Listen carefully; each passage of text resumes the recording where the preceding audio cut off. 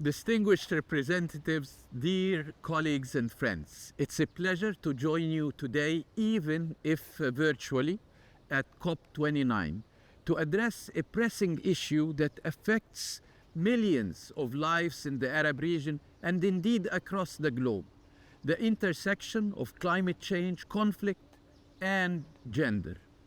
These challenges are not isolated, they are deeply interconnected and demand an urgent, integrated response. The Arab region is one of the most vulnerable regions to climate change, while at the same time has been a hotspot of conflicts during the last decades. Over the last 30 years, the Arab region has experienced various climate events that have affected 50 million people and caused significant economic losses. The situation is only expected to further deteriorate.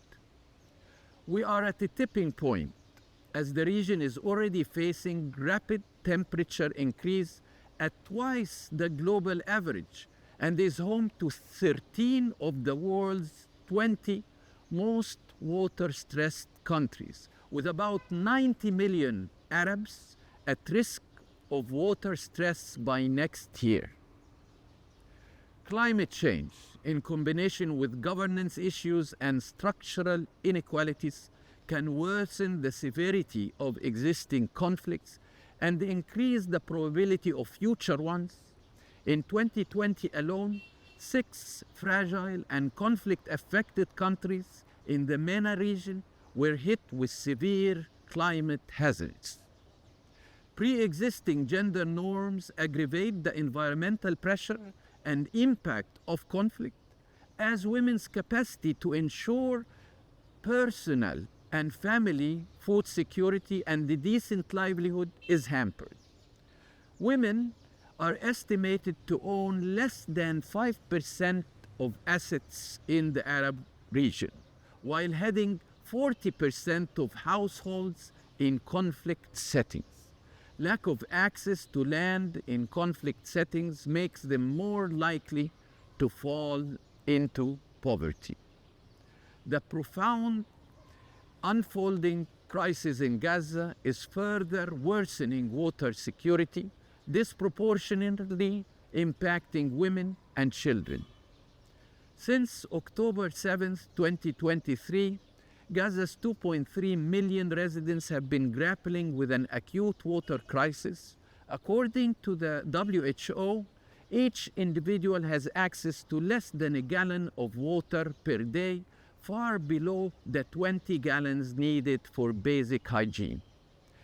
The destruction of farms and agricultural land, with 22% of the fields in northern Gaza razed, has intensified food insecurity, leaving nearly 300,000 people, especially pregnant and lactating women, vulnerable to malnutrition. It is critical to understand that the overlapping effects of climate change and conflict are not gender neutral. The situation is even more dire for women, who are bearing the brunt of the water and food shortages, as they are often responsible for collecting water and caring for their families under increasingly dangerous conditions, where they are at risk of facing gender-based violence. The current conflict, combined with the region's deteriorating climate conditions, has intensified the hardships of those already struggling to survive. Gaza now represents 80% of the global population facing catastrophic hunger, the majority of whom are women and children. Despite these impacts of climate change, especially on those experiencing prolonged conflicts, climate financing continues to fall short. The Arab region needs around $570 billion by 2030 to fulfill its climate financing needs and to meet its climate targets. However, the total international financing received by the region to date amounted to only $34.5 billion, with conflict-affected countries like Yemen, Syria, and Iraq receiving less than 0.5% of global adaptation financing.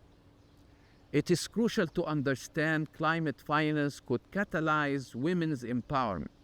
Yet despite these challenges, women are not just victims, they are also agents of change. Women have proven time and time again their resilience and ability to lead in times of crisis, contributing to peace building and restoration of justice.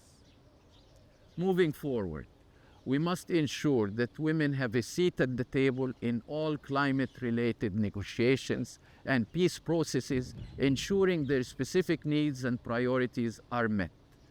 A comprehensive development and humanitarian approach is needed, integrating climate needs into response plans and adopting policies that facilitate access to financing for affected communities, including women.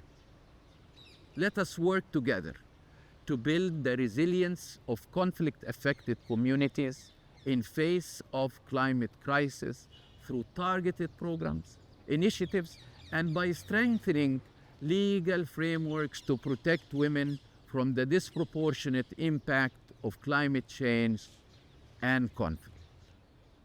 Thank you very much.